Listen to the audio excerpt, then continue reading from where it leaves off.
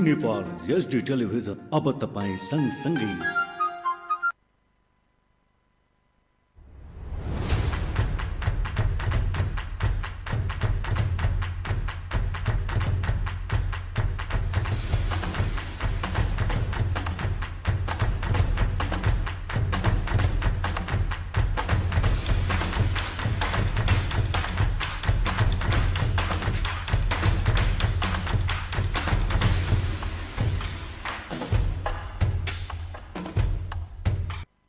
दर्शकवृन्द नमस्कार।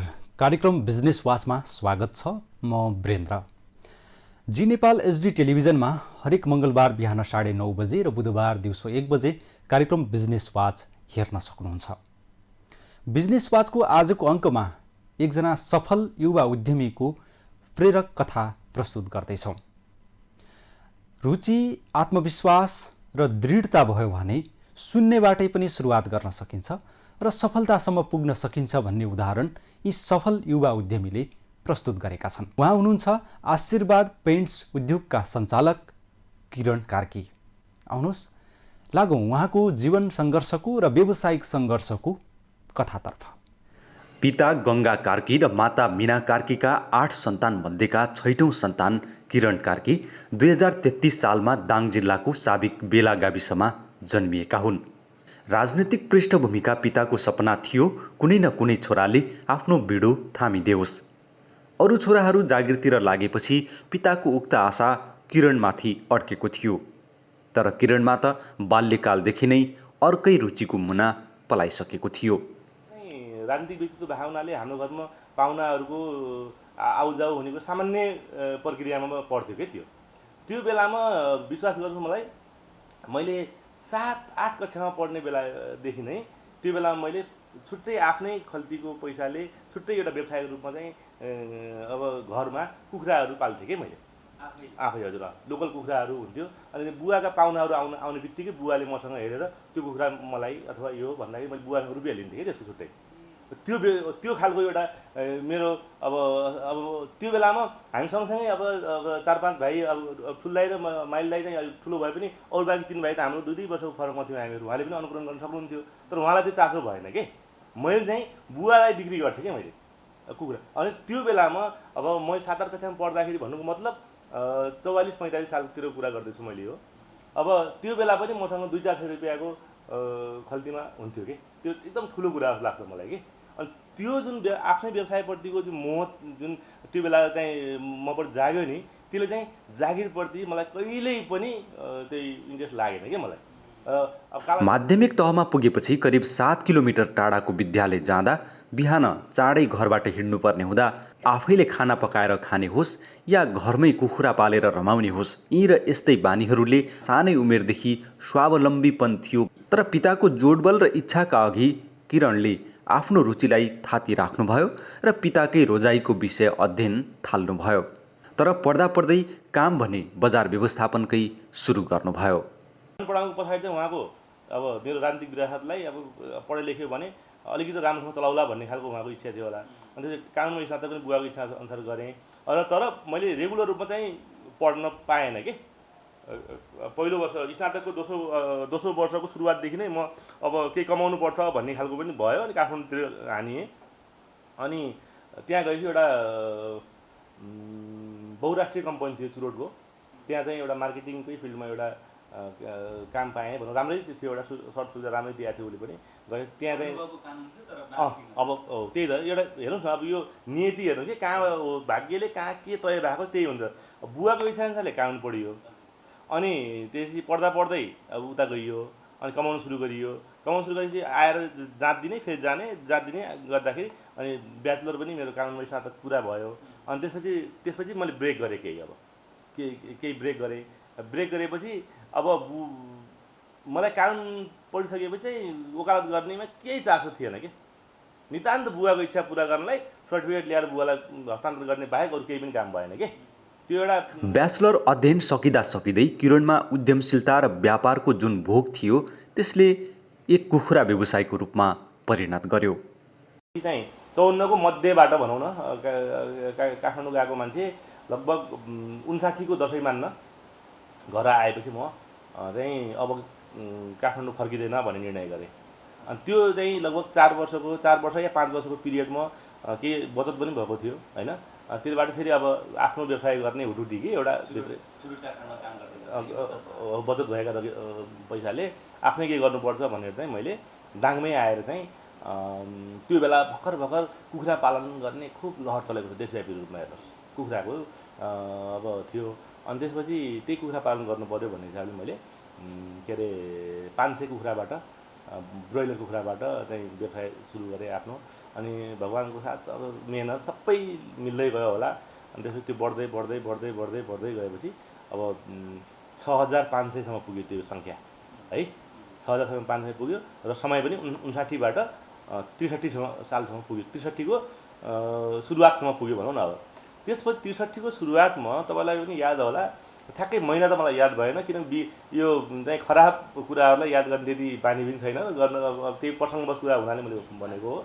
त्यो बेला नेपालमा पहिलोपल्ट बर्ड फ्लूको हल्ला आयो। 63को ठ्याक्कै कुन महिना मलाई याद भएन है।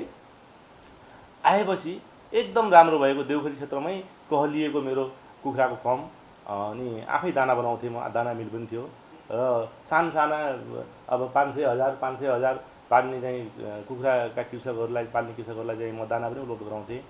अनि गएर लमही बजारमा कुखुराको मासु बेच्ने गुणस्तरीय मासु बेच्ने सरसफाइमा ध्यान दिएको एकदम उत्कृष्ट टाइपको एउटा आधुनिक टाइपको मासु पसलको पनि सुरुवात गरेँ मैले त्यो बेलामा। सायद दाङ जिल्लामै त्यतिको सफा मासु पसल पाइने यो सुरुवातको रूपमा पछि धेरैले पछ्याउनु हो त्यो पनि म उपलब्धि रूपमा लिन्छु। एउटा यो संस्कार त बसालिदिएँ नि मैले त्यहाँ। राम्रो खालको एउटा चाहिँ कुखुराको मासु पाइने एउटा फ्रेस हाउस भन्थ्यो त्यसलाई त्यो बेलामा। त्यो पनि थियो आफ्नो लमहीमा आफ्नो के अरे कुखुरा फर्म, आफ्नै दाना उद्योग र आफ्नै मासु बेच्ने पसल। एउटा राम्रो कम्बिनेसन चलिरहेको थियो। लगभग त्यो बेला पनि प्रतिदिन 100 किलोभन्दा बढी मासुको खपत हुन्थ्यो त्यो बेलामा, बिक्री हुन्थ्यो पसलबाट। राम्रो थियो सबै एकाएक आए। राम्रो हुँदै गएको बेला प्राय समयले आफ्नो जातो घुमाउन थाल्छ। किरणको जीवनमा पनि त्यस्तै भयो। बर्ड फ्लूको कहरले हजारौं कुखुरा व्यवसायीसँगै किरणको व्यवसायलाई पनि तहस नहस पारिदियो। यतिसम्म तहस नहस पार्यो कि उहाँलाई जीवनको सबैभन्दा पीडादायी नियतिसम्म पुर्याइदियो। सिद्धियो अब खोरभरि कुखुरा छन् अनि कुखुरालाई त मासु बिक्दैन कहीँ पनि। अब कुखुरा हामीलाई देख्ने बित्तिकै मान्छे यसो मुख फर्काएर हिँड्ने खालको एउटा वातावरण थियो कि सायद म नै त्यो बर्ड फ्लूको के अरे उत्पादक हो कि भन्ने जस्तो फिलिङ हुने गर्थ्यो कि मान्छेहरूले दिन्थे। अब त्यसपछि अब कुखुरालाई दाना खुवाउन सकेपछि अब गाउँमा अब चौधरी समुदायको बस्ती थियो वरिपरि। तर चौधरी चाहिँ वीर के नडराउने खालको एउटा हुँदो रहेछ। उनलाई भने ल तिमीले डर छैन भने खान्छौ भने छानेर लैजाऊ। उनले 2 किलो 3 किलो 4 किलो 5 किलोसम्मका कुखुरा थिए लग्नुहुन्थ्यो। उनीहरूलाई केही पनि हुँदैन फेरि सिधैमा दिने। अब मरेर फाल्नु गाडेर फाल्नु भन्दा त खानुहोस् बरु तपाईँहरू भन्ने खालको पनि गरियो। त्यो क्रममा चाहिँ अब औला दियो अब आए आजको स्रोत भएन, दाना खुवाउन पनि नसकिने थियो। आएपछि एक दिन चाहिँ घरको उसमा चाहिँ चामल भ्याइएछ है। अब सुन्नु त्यो बेलामा मलाई लाग्छ 6500 मध्येमा केही अब सुरुवात हुँदाखेरि तयार भएको आधा थियो होला। 3000 कुखुरा बेच्ने तयारीमा थियो होला। 3000 सानो यता हुने थियो। पछि चाहिँ बढ्दै गएपछि त ती सबै तयार भयो के। अब ठ्याक्कै सुरु हुने बेलामा के अरे 2 किलो भएका प्राय 2 किलो भएपछि चल्ला बेच्ने चलाउनु हुन्थ्यो कि। सुरुवात हुँदाखेरि 2 किलो भएका पाल्दै जाँदाखेरि 5 किलो पुगे। अब त्यो बर्ड फ्लूको हल्ला आउने बेलामा भर्खर राखेका कुखुरा तयार भयो कि त्यो बेलामा। त्यस्तो खालको एउटा भयो कि। अनि घरमा चाहिँ मैले भन्दै थिएँ साँझ चामल चाहिँ पकाउने बेलामा छैन सिद्धिएछ भनौँ। अब हाम्रो मेडमले भन्नुभयो अब चामल त छैन।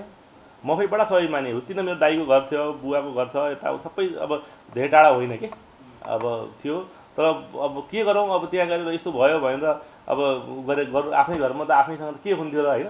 त्यही पनि के सोचेँ मैले त्यो बेला साँझको खाना कुरा गर्दैछु मैले त्यो बेला है। अब अनि होइन यस्तो गरौँ यस्तो नगरौँ अब भोलि जे होला सोचौँला। अहिले चाहिँ कुखुराको दाना बोरामा कुखुराको दाना थियो एक कुनामा राखेको थियो। अनि त्यो दाना कसरी बन्थ्यो भन्थ्यो भटमासको पिना हुन्थ्यो है केही। अनि धेरै भाग चाहिँ मकै नै हुन्थ्यो कि।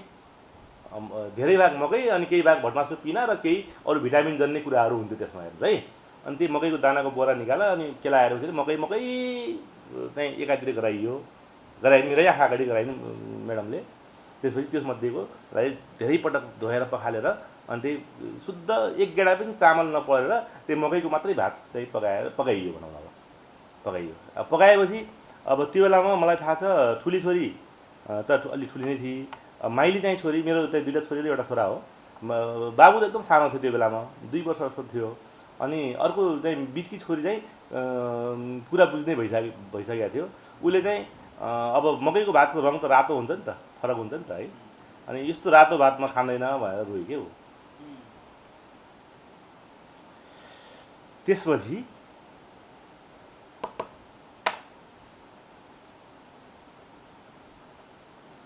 अनि बुढाबुढीले अब रोएरै खाना खाइयो त्यो बेलामा। अनि अब अर्को स्वाभिमानी स्वभावका किरणलाई जागिरप्रति किञ्चित रुचि थिएन, तर परिस्थितिले सायद अन्तै कतै लैजानु थियो। उहाँलाई पुनः जागिरमै फर्किनुपर्ने बाध्यता आइलाग्यो। अब अर्को दिन चाहिँ अब सबै कुरा मिलेपछि अब काम खोज्नु पर्यो भन्ने हिसाबले फेरि अब जागिरमै जानुपर्ने स्थिति आयो कि। अनि मेरो चाहिँ साडु दाई, मभन्दा मेरो श्रीमतीको चाहिँ भिनाजु तुलसीपुरमा चाहिँ हाडुको पसल छ उहाँको अहिले पनि। उहाँ मार्फत चाहिँ एउटा नेपाली रङ कम्पनीमा चाहिँ मार्केटिङ बजार प्रतिनिधि भनौँ न को रूपमा चाहिँ एउटा पदको चाहिँ सिर्जना मलाई चाहिएको रहेछ। उहाँले चाहिँ भन्नुभयो र एउटा त्यो कम्पनी चाहिँ र आज म जहाँ जे छु नि त्यसको आधारशिला नै त्यही कम्पनी हो भन्छु म। जस्मिन पेन प्राली भनेर नारायणघाटमा छ त्यसको उद्योग। त्यसमा चाहिँ म 2063 को मङ्सिरको महिना जस्तो लाग्छ मलाई ठ्याक्कै। अनि त्यो बेलामा चाहिँ जोइन गरेपछि अब लगभग आफ्नो चाहिँ जीवनको बहुमूल्य 5 वर्ष जति मैले त्यो कम्पनीलाई दिएँ। सुरुमा सानै पदमा अब एउटा निश्चित एरिया हेर्ने भनेर म त्यहाँ छिरेको थिएँ। पछि अब मेहनत लगन र उहाँहरूले म प्रति देखाउनुको विश्वासले गर्दाखेरि चाहिँ अब छोटो समयमै लगभग एउटा मार्केटिङ हेडको हिसाबमै पनि म पुगेँ केही समय। जागिरमा बाध्यतावश डोरिनु भएका किरणले काममा भने कहिल्यै सम्झौता गर्नु भएन। केही वर्ष त्यहाँ जागिरमा बिताइसकेपछि उहाँलाई पुनः केही नयाँ गर्ने हुटुटी सुरु हुन थाल्यो र जागिर छोड्ने निर्णय उद्योग सञ्चालक समक्ष राख्नुभयो। उहाँले मलाई छोड्नै मान्नु भएन कि। अनि उहाँले के प्रस्ताव राख्नुभयो भने अब मेरोसँग त आफै केही काम गर्छु भन्नुको मतलब सानो रङ पसल केही गर्छु, रङै अब छ भने कार्यक्षेत्र त मैले नेपालगञ्जलाई तय गरिसकेँ। अब नेपालगञ्जै गर्छु भनेर भने होइन। त्यसपछि सानो रङको पसल गर्छु, त्यसपछि के हुन्छ पछि कुरा हो भन्ने खालको एउटा थियो। र उहाँहरूले चाहिँ प्रस्ताव गरेर होइन रङ पसल होइन, तपाईँलाई हामी छोड्न मिल्दैन, तपाईँलाई चाहिँ अब यो मध्य र तात्कालीन मध्य र सुदूरपश्चिमको चाहिँ डिस्ट्रिब्युटरको जिम्मेवारी तपाईँ दिनुहोस्। अनि धेरै जस्तो छ। मैले त मेचीमा आएकाले नै हेरेँ हेर्नलाई, तर धेरै चाहिँ मेरो घर पनि यतै पश्चिम भएको हिसाबले उहाँहरूले चाहिँ त्यो अनि त्यसपछि उहाँहरूले आफ्नै कम्पनीको मध्य र सुदूरको डिस्ट्रिब्युटरको रूपमा चाहिँ काम गर्नुहोस् न भन्ने खालको कुरा आयो। डिस्ट्रिब्युटर गर्न त पैसा चाहियो फेरि अब हेर्नु त्यत्रो रकम त मसँग छैन। मसँग त सानो एउटा पसल गरी खाने मात्रै उ थियो। अनि त्यसपछि उहाँहरूले के भन्नु प्रस्ताव राख्नु भने तपाईँले कम्पनीलाई 5 वर्ष दिनुभएको छ, तपाईँको योगदान चाहिँ हामीले कहिल्यै भुल्न मिल्दैन। तपाईँलाई पहिला जसरी काम गर्नुभएको थियो नि, अब अर्डर ल्याउनुहोस्, सामान पठाउनुहोस्, साउ हामीलाई पठाउनुहोस्, नाफा आफू राख्नुहोस्, त्यो हिसाबले तपाईँले गर्नुहोस् न भन्ने भन्नु कि। त्यो भनेको मेरो लागि एकदम अब के भनौँ त्यतिको अवसर सायद अब न हिजो कसैले पाएको थियो न भोलि कसैले पाउला जस्तो लाग्छ कि मलाई। त्यो अवसर पाएँ, त्यही अनुसारले गर्दा काम गरेपछि अब 2 वर्ष त्यही बाटो बित्यो। जस्मिन पेन्ट्सको डिलरको सफलतापछि पुनः अर्को पाइलातर्फ किरणको सोचको सुई घुम्न थाल्यो र जन्मियो आशीर्वाद पेन्ट्स। जवाब के थियो भने अलिकति धन सञ्चित हुने बित्तिकै अलि ठुलो काम गरौँ भन्ने खालको आइहाल्थ्यो कि मनमा। अब त्यहाँ जसमा काम गर्दा के सञ्चित रकमले दोकान खोल्नेसम्म आयो। 2 वर्ष डिस्ट्रिब्युट गरिसकेपछि अलि केही सञ्चित रकम भयो होला, बढ्यो होला। त्यसपछि अब चाहिँ मेरो मनमा चाहिँ अब उद्योगको चाहिँ कुरा चल्न थाल्यो। त उद्योग त सोचेर मात्र त हुँदैन, पैसा झन् ठुलो चाहिन्छ, अब करोडमा आउँछ त्यो कुरा। त्यसपछि मैले चाहिँ यो व्यावसायिक अब यो चाहिँ अब सिलसिलामा अब थुप्रै अब साथीहरू कमाइयो नि त। त्यही हिसाबले अब महेन्द्रनगर, धनगढी, टिकापुर, लम्की, अब तपाईँको सुर्खेत, दाङ अब लगायत बुटोल भैरवा लगायत सबै ठाउँका साथीहरूसँग चाहिँ मेरो मनमा यस्तो एउटा उद्योग खोल्ने चाहिँ अब एउटा हुटुटी चलिरहेको छ, त्यसमा तपाईँहरूको चाहिँ योगदान अथवा तपाईँको सहयोग सल्लाह सुझाव के छ? मैले गर्दा हुने नहुने, मसँग अब अर्थ चाहिँ टन्न भइदिए भए अथवा प्रशस्त भइदिए भए त यो कुरा तपाईँसँग राख्न जरुरत पनि थिएन होइन। तर मुख्य कुरा चाहिँ तपाईँहरूलाई पहिला मेरो चाहिँ यो मेरो सपना कस्तो लाग्छ होइन, र चाहिँ त्यो हो भने हात्तीमालो गर्न कतिको तयार हुन्छ तपाईँहरू भन्ने खालको प्रश्न पर्सनली सबैलाई राखेँ। अब त्यसो उहाँहरू सबैबाट राम्रै कुरा आयो होइन, त तँलाई चाहिँ अनुभव छ यसको बारेमा, ठिक छ अब गरेर सकेको गरौँला भन्ने खालको पनि आयो। त्यसपछि विभिन्न चरणका बैठकहरू भए साथीहरूसँग, हुँदा हुँदा हुँदा हुँदा हुँदा एउटा टुङ्गोमा आएपछि तपाईँको 2069 साल साउनको के अरे 24 गते मैले चाहिँ कम्पनी रजिस्ट्रार कार्यालय त्रिभुवनेश्वर काठमाडौँमा चाहिँ आशीर्वाद पेन्स प्राली भनेर विधिवत रूपमा चाहिँ उद्योगको एउटा चाहिँ दर्ता प्रक्रियाको 69 दर्ता प्रक्रिया भयो। अनि अब बिचमा चाहिँ अब दर्ता प्रक्रियापछि ठाउँ खोज्ने आयो, यहाँ यो ठाउँ लियो अधुरो क्षेत्रमा, सबै गर्दा मेसिन सेसिनको चाहिँ अब अध्ययन अवलोकन गर्दा इन्डियाका विभिन्न ठाउँमा गएँ म। त्यसपछि गएर अब औठाथ्योलाई त अब अनुभवको त्यो कुरो रहेन, अब मलाई चाहिँ अब चाहिँ अनुभव भएको हिसाबले चाहिँ उहाँहरूले ममाथि पूर्ण विश्वास जनाउनु भयो। अनि गएर उहाँको विश्वासमा आशामा पनि खर उत्रिएको छु भनौँ न मैले। अब त्यो हिसाबले उद्योगको पहिलो 2 वर्ष सिमेन्ट पेन्ट्स र इनामेल मात्रै उत्पादन गरेको उद्योगले तेस्रो वर्षमा आफ्ना उत्पादनहरू विस्तार गर्यो र आजका दिनमा नेपाली पेन्ट्स उद्योगमा सबैभन्दा धेरै उत्पादन भएको उद्योग बन्न सफल भएको छ। त्योमा चाहिँ धेरै गर्न चाहिँ पोसिबल थिएन कि, अब किन त अब एउटा आइटम थर्नु बित्तिकै केही लाखको व्यवस्था गर्नु पऱ्यो नि त त्यहाँ त अब होइन। त्यो गरेर सीमित लगानीलाई चाहिँ घुमाइ फिराइकन अब जस्तै अब 2 वर्ष काम गर्दा केही कमाइ पनि भयो होला, अनि त्यो कमाएर चाहिँ त्यो वितरण गर्नु चाहिँ गर्ने उसो नलागेर त्यही नै लगाइयो। अनि त्यसले चाहिँ गर्दा गर्दा अनि त्यसपछि 2 वर्षसम्म चाहिँ सिमेन्ट पेन्ट र इनामेलहरू मात्रै बेच्दाखेरि अनि तेस्रो वर्षदेखि चाहिँ अब पानी जन्ने वाटर बेस भन्छौँ हामीहरूले, रङहरूमा 2-3टा हुन्छ, एउटा धुलो जन्ने हुन्छ, एउटा तेल जन्ने हुन्छ र एउटा पानी जन्ने उत्पादन हुन्छ कि। अनि पानी जन्ने उत्पादन भनेको चाहिँ अहिले बढी चलेको भित्र र बाहिर लगाउने खालको त्यो प्लास्टिकको बट्टामा रङ लगाउँदाखेरि पानी मिसाउने कि तेल मिसाउने भन्ने खालको फरकले तेल जन्ने र पानी जन्ने भन्नु खोजेको हो कि। त्यो सुरु गऱ्यौँ हामीले। अनि गरेपछि 73बाट हामीले त्यो सुरु गरेपछि बिस्तारै बिस्तारै पछाडि फर्केर हेर्नु परेन। अनि गएर उत्पादनहरूलाई बजारमा बेसरी मन पराइयो। अनि एउटा अनि त्यही उसमा चाहिँ गर्दै गर्दै गर्दै गर्दै गर्दै तपाईँको के अरे आजको डेटमा चाहिँ नेपाली कम्पनीहरूमध्येमा सबभन्दा धेरै उत्पादनहरू भएको भन्नाले प्रोडक्ट रेन्ज भन्छ नि, नम्बर अफ प्रोडक्टको हिसाबले नेपाली विशुद्ध नेपाली उद्योगहरूमा है, मल्टिनेसनलको कुरा गरेन मैले, नेपालीमा सबभन्दा धेरै चाहिँ थरीका रङहरू अब ग्राहकहरूको क्रय शक्तिको आधारमा चाहिँ कसलाई कुन रेन्जको चाहिन्छ त। जस्तै तपाईँले अब मानुस 2टा मात्र रेन्ज दिनुभयो, एउटा चाहिँ 5000को एउटा चाहिँ 25000को दिनुभयो भने कोही 15000को पनि खोज्नेवाला हुन्छ नि त, या 20000को चाहियो भन्नेवाला हुन्छ नि। हो त्यो सबैकोलाई सम्बोधन हुने गर्ने गरी चाहिँ हामीले विभिन्न थरीको चाहिँ उत्पादनहरूलाई जसलाई जे चाहिन्छ त्यही अनुसारको दिने भन्ने खालको एउटा मोटामोटी गराएर आज हामी त्यहाँसम्म छौँ। र के अरे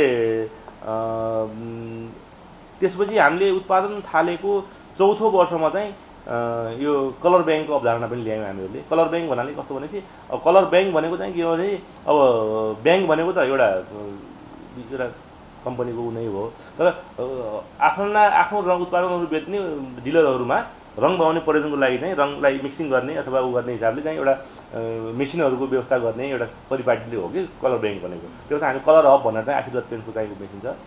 त्यसपछि त्यसलाई चाहिँ हामीले उत्पादन थालेको चौथो वर्षदेखि हामीले गराएर देशभरिमा हाम्रो 400 भन्दा बढी चाहिँ सन्तुष्ट डिलरहरू हुनुहुन्छ। अब मेची महाकालीको एउटा सञ्जाल छ, नेपालगञ्जमा चाहिँ हाम्रो उद्योग भइहाल्यो। यसबाहेक चाहिँ भैरवमा चाहिँ अब मध्य क्षेत्रलाई हेर्ने गरी अब चाहिँ एउटा डिपो गोदामसहितको डिपो छ अफिस। अनि काठमाडौँमा चाहिँ कर्पोरेट अफिस सँगै तपाईँको उपत्यका हेर्ने गरी एउटा त्यहाँ पनि डिपो छ गोदामसहितको। र साबिकको मेची र कोशी अञ्चल, साबिकको मेची र कोशी अञ्चल हेर्ने गरी मेची अञ्चलको क्षेत्रलाई समेट्ने गरी चाहिँ बिर्ता मोडमा डिस्ट्रिब्युटर र कोशी अञ्चललाई समेट्ने गरी चाहिँ इटरीमा एउटा डिस्ट्रिब्युटरको चाहिँ हामीले नियुक्त गरेका छौँ। यही मार्फत नै किरणको केही नयाँ गर्ने सोचकै परिणामले एक उद्योगको रूप धारण गरेको छ। अब नेपालको मध्यभागमा अर्को उत्पादन प्लान्ट स्थापना गर्ने सोच बनिसकेको छ। र हाम्रो चाहिँ अबको लक्ष्य भनेको चाहिँ अबको 2 वर्षभित्रमा चाहिँ एउटा नेपालको मध्यभागतिर पर्ने गरी भनेर अब भैरवमा चाहिँ एउटा के अरे आधुनिक किसिमको चाहिँ उत्पादन चाहिँ को लागि चाहिँ एउटा प्लान्ट चाहिँ सुरु गर्ने योजना छ हाम्रो। निकट 2 वर्षभित्रै हामी त्यो गर्छौँ। किनभने नेपालगञ्जको अब यो चाहिँ पश्चिम नेपालमा पर्यो। पश्चिम नेपालमा उत्पादन गरेर सुदूरपूर्वका ठाउँहरूमा चाहिँ उत्पादन पुर्याउन अलिकति यो यातायातको दृष्टिकोणले पनि अलिकति गाह्रो भइरहेको छ कि हामीलाई। नेपालगञ्जमा उत्पादन गरेको सामान चाहिँ झापा पुर्याउँदाखेरि चाहिँ अब भाडाको कुराले गर्दाखेरि पनि अलिक समस्या भइरहेको छ। एटलिस्ट त्यो कुरा अब भैरवसम्ममा भइदियो भने अब ढुवानीको साधनहरूको कुरा गर्दाखेरि भैरवबाट अलिक सहज होला कि भन्ने खालको। किनभने नेपालगञ्जबाट पूर्व पठाउनलाई उल्टो पर्दो रहेछ कि पूर्वबाट यहाँ सामान आउने भयो सहजै आउँछ, तर यहाँबाट चाहिँ पूर्व पठाउँदाखेरि चाहिँ उल्टो हुँदो रहेछ कि त्यो महसुस गरियो कि होइन। ढुवानी भाडा अब आज तपाईँ हेर्नुहोस् अब नेपालगञ्जबाट झापा पुर्याएको चाहिँ सामान चाहिँ 6 रुपियाँ जस्तो केजी प्रति केजी परिरहेको छ कि 1 केजी भने 6 रुपियाँ परेपछि त तपाईँको त अब धेरै महँगो हो कि त्यो भनेको। अब 3 रुपियाँभन्दा बढी पर्नु हुँदैन कि नेपाल राज्यभरि पठाउँदाखेरि जस्तो लाग्छ मलाई, मेरो विचारमा। भने त्यो पनि एउटा के अरे भैरवमा चाहिँ एउटा के अरे उद्योग चाहिँ सञ्चालन गर्नुपर्छ युनिट भनेर चाहिँ अब त्यो गर्नुपर्छ चाहिँ यही ढुवानीकै एउटा समस्या कारणले पनि हो। हाल उद्योगमा मात्रै करिब 60 जनाले र अप्रत्यक्ष रूपमा गरी करिब 1000 भन्दा बढीले रोजगारी पाएका छन्। तपाईँको प्रत्यक्ष रूपमा भन्नुहुन्छ भनेपछि अब त्यही 50-60 जनाले चाहिँ प्रत्यक्ष रूपमा रोजगारी पाउनु भएको छ अब उद्योगमा मात्रै। अनि त्यसपछि तपाईँको हाम्रो अब भैरव अफिस अब काठमाडौँ अफिस मार्केटिङ टिम पनि छुट्टै छ होइन, उहाँ पनि आउनुभयो। र प्रत्यक्ष रोजगारीको लिस्टमा त अब मैले त भन्छु अब एक किसिमले भन्नुभयो त अब यसलाई प्रत्यक्ष भने नि भयो अप्रत्यक्ष भने भयो। अब मेरा 400 भन्दा बढी जुन डिलरहरू हुनुहुन्छ नि उहाँको परिवार पनि त अब उहाँलाई रोजगारी दिए जस्तै हो कि एक किसिमले। अब त्यो सबै जोड्दाखेरि चाहिँ अब 1000 प्लस अब 1000-1200 जना चाहिँ अब प्रत्यक्ष अप्रत्यक्ष रोजगारी पाउनु भएको छ त्यो छ। र कर्मचारीहरूको हकमा पनि हामीहरूले अब यो उद्योग क्षेत्र छ हामीभित्र 37वटा उद्योग सञ्चालनमा छन्। अब सबैले आफ्नो हिसाबले गर्नुभएको होला होइन। अब नेपाल सरकारको एउटा निर्दिष्ट अब एउटा कानुन अथवा एउटा सिस्टम छ कि यो ढङ्गले चाहिँ एउटा तलब भत्ताको व्यवस्था अथवा कामदारहरूले काम गर्ने वातावरणको कुराहरू जे उहाँले श्रम कार्यालय पनि नजिकै छ होइन। अब त्यो हिसाबले गर्दा मैले चाहिँ म पनि एउटा कुनै पुस्तैनी के एउटा उद्योगपतिको घरानाबाट म नभएको हिसाबले म चाहिँ एकदम जमिनबाट उठेको मान्छे भएको हिसाबले चाहिँ अब सबै वर्गको अब मार्केटिङ स्टाफको अनि मजदुरहरूको लगायत सबैको समस्या चाहिँ मैले पनि कुनै दिन भोगेको घटना भएकोले उनीहरूलाई चाहिँ मैले गर्दाखेरिको समस्या केही पनि नआओस् भन्ने खालको एउटा सोचेर नै अब नेपाल सरकारले तोकेको न्यूनतम मापदण्डभन्दा बढ्ता नै खालको एउटा अब तलब स्केलको व्यवस्था हामीले गरेका छौँ है। र अर्को तपाईँलाई म बताइदिन्छु हामीहरूको चाहिँ यहाँ हरेक कर्मचारीकोलाई हामीले चाहिँ 3 वर्गमा हामीले उनको कामको पर्फर्मेन्स गर्ने एउटा मेकानिजम छ हामीले। अब हरेक राम्रो कामको मूल्याङ्कन सधैँ हुनुपर्छ भन्ने खालको एउटा हिसाब गर्दाखेरि अब क ख ग वर्गको 3वटा वर्गमा कर्मचारीको वार्षिक मूल्याङ्कन हुन्छ। अनि त्यसमा चाहिँ अब क वर्गमा पढ्ने कर्मचारीको 20%, खमा पढ्नेको 15% र गमा पढ्नेको चाहिँ 10% चाहिँ बेसिक स्यालेरीमा चाहिँ अटोमेटिक वृद्धि हुन्छ। कसैले भन्नै पर्दैन, सिफारिस पनि गर्नु पर्दैन, केही पनि गर्नु पर्दैन। चाहे त्यो बोरा बोक्ने मजदुर होस् या चाहे तपाईँको म्यानेजर होस्, त्यो खालको एउटा परिपाटी फिक्स छ एकदम। किरणका अनुसार उद्योगको सफलताका पछाडि कर्मचारी र मजदुरहरूको अथक मेहनत, अवसरको पहिचान, उत्पादनको गुणस्तरीयता र उपभोक्तामा नेपाली उत्पादनप्रतिको प्रेम मुख्य कारण रहेका छन्। 69 सालमा चाहिँ यो चाहिँ गर्दाखेरि उद्योगको स्थापना गर्दाखेरि मेरो सौभाग्य पश्चिम नेपालको आधा नेपालको भनौँ न नारायणघाटदेखि पश्चिम अब चाहिँ कुनै पनि रङको उद्योग नरहेको अवस्था है अवसर हेर्नु है। अब त्यसले चाहिँ अझ चाहिँ छाती झन् फुलिन्छ कि मेरो गर्वले हेर्नु। किनभने यो त इतिहासको कुरा हो नि। भोलिको दिनमा अबको म अब 20-30 वर्षपछि रहँला नरहँला, तर पश्चिम नेपाल कुरा आउँदाखेरि अब त 10-20वटा अरू पनि खुल्लान् पछाडि।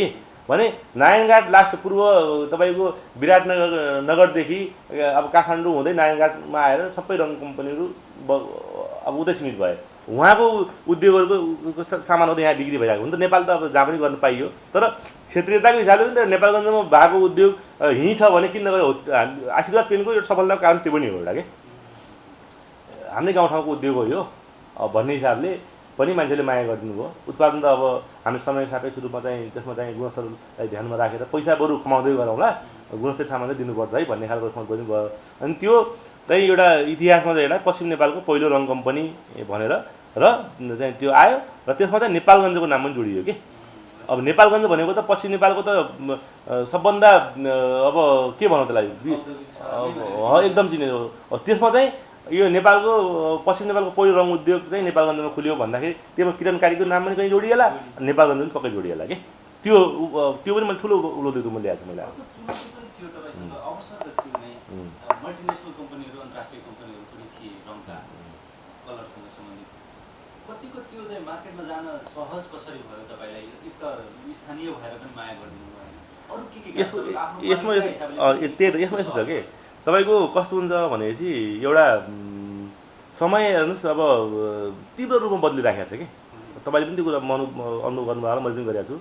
अहिले कस्तो आइसक्यो भन्नुहुन्छ भने अब राष्ट्र र राष्ट्रियताको कुरा अलिकति बढ्ता भइरहेको छ कि विगत 2-4 वर्षदेखि कि जहाँ नेपाल र नेपाली कुरा आउँछ नि त्यहाँ जीवन सिरिङ्ग गर्छ, रौँ पनि ठाडा भइहाल्छन्। त्यसको कारण के हो भने त्यो वास्तवमा हुनु पनि पर्छ, हुनु पनि। अब के हो भने समग्रमा नेपालका ऐन कानुनहरू अन्तर्गत रहेर नै अब बहुराष्ट्रिय कम्पनी खुलेका छन्, उनलाई पनि विरोध गर्न खोजेको पक्कै पनि होइन। तर अन्तिममा के हुन्छ भने बुझ्नुपर्ने कुरा के हो भने बहुराष्ट्रिय कम्पनीले कमाएका या कमाउने रकमको ठुलो हिस्सा चाहिँ विदेश जान्छ, त्यो पक्का कुरा हो। एकदम म क्यामेरामै भन्दैछु यो कुरा। मैले केही 49% नेपाली साझेदार हुन्छ त्यसमा है, तर 51% पैसा त बाहिर जाने हो भने हामी त 7% नेपाली हो नि त। हामीले 100 रुपियाँ कमायो भने त 100 रुपियाँ नै नेपालमा रहने हो कि। त्यो कुरा चाहिँ म जस्तै थुप्रै नेपाली कम्पनी विभिन्न क्षेत्रहरूमा उत्पादन थालेका फरक फरक उत्पादनहरू गर्ने नेपाली कम्पनीहरूले नेपाली जनतालाई बुझाउने कोसिस गर्दै गए। मैले पनि त्यसमा केही पहल गरेँ होला र त्यो कुरा नेपाली जनताले बुझ्दै हुनुहुन्छ। अब तपाईँले बुझ्नुहोस्, अब सबभन्दा पछिल्लो उदाहरण भन्छु म तपाईँलाई। आजभन्दा 5 वर्ष अगाडि पनि 5-6 वर्ष अगाडिसम्म तपाईँले घर बनाउन थाल्नुभयो भने तपाईँले जेपी सिमेन्ट खोज्नुहुन्थ्यो कि है, अथवा प्लस्टर गर्दाखेरि नेपाली लगाइहाले पनि ढलान गर्दाखेरि त तपाईँले अनिवार्य इन्डियन सिमेन्ट चाहिन्थ्यो। आज त्यो जेपी सिमेन्ट भनेको तपाईँले बजारमा कहीँ सुन्नुभयो पाउन छोड्नु नाम बिर्सयो जनताहरूले। अब त्यसको कारण के भने नेपालमा सिमेन्टको यति राम्रो चाहिँ एउटा के अरे उद्योगहरूको एउटा बस्यो कि नेपाललाई पूर्ण रूपमा तपाईँको सिमेन्टमा आत्मनिर्भर गराइदिनु भयो। र नेपालमा भएका चुन ढुङ्गाको जुन खानी छ नि त्यो सायद विश्वमै राम्रो मध्यमा पर्छ कि। त्यसको कारण पनि भयो नेपाली सिमेन्ट नै गुणस्तरमा अब्बल भइदिए। त्यो हिसाबले गर्दा इन्डियन सिमेन्टप्रतिको एउटा नै भइगयो। अब त्यो भनेको समग्र नेपाली जनताहरूले नै त्यसलाई त्यागे नेपाली उत्पादनलाई अँगाल्नुभयो कि। त्यस्तै गरेर अब हेर्नुलाई आज म बोल्दैछु, अबको धेरै वर्ष लाग्दैन, 2-4 वर्षभित्रै रङमा नेपाल आत्मनिर्भर छ नै छन्लाई र पनि के अरे पूर्ण रूपेण नेपाली रङ उद्योगबाट उत्पादित रङहरू चाहिँ नेपालीहरूले रोज्नुहुन्छ भन्ने हो। म चाहिँ एकदम ढुक्क छु। राज्यका नीतिमा अस्पष्टता, दीर्घकालीन सोचको अभाव र उद्यमशीलता प्रोत्साहनका योजनाको अभाव हाम्रो देशका समस्या नै हुन्। तर पनि उद्यम व्यवसायमा रुचि भएका युवाहरूलाई पहिला आफूमा विश्वास गर्न किरणको सुझाव छ। अवसरको खोजी, बचतको सही परिचालन र सधैँ केही फरक गर्ने सोच राख्ने हो भने व्यवसायमा मात्रै होइन जुनसुकै क्षेत्रमा पनि सफलता प्राप्त गर्न सकिने किरणको बुझाइ छ। दर्शकवृन्द, यहाँहरू हेर्दै हुनुहुन्छ कार्यक्रम बिजनेस वाच। आजको बिजनेस वाचको अङ्कमा हामीले प्रस्तुत गर्यौँ एकजना युवा उद्यमीको प्रेरक कथा। नेपालगञ्ज स्थित आशीर्वाद पेन्ट्स उद्योगका सञ्चालक किरण कार्की, जसको कथा आजको अङ्कमा हामीले प्रस्तुत गर्यौँ। यो कथाबाट यहाँहरूले पनि प्रेरणा लिनुभयो होला र केही न केही नयाँ चिज अनुभव गर्नुभयो होला भन्ने हामीले अपेक्षा गरेका छौँ। कार्यक्रम बिजनेस वाचको आजको अङ्क यति नै। अर्को अङ्कमा पुनः यस्तै रोचक विषयवस्तुहरूका साथ उपस्थित हुनेछौँ। हेर्दै गर्नुहोला जी नेपाल HD टेलिभिजन। नमस्कार।